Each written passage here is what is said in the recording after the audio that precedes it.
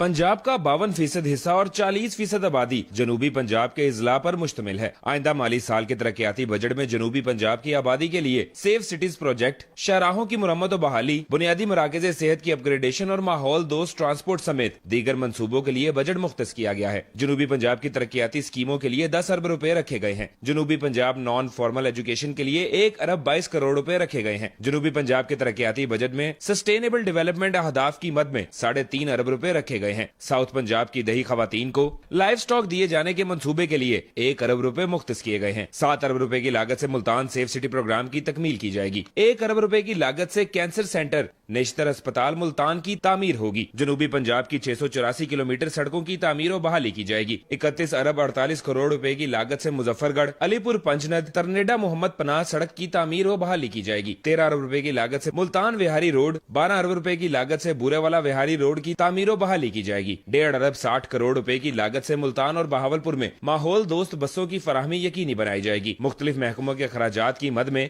जनूबी पंजाब को 4 अरब 65 करोड़ रुपए दिए जाएंगे।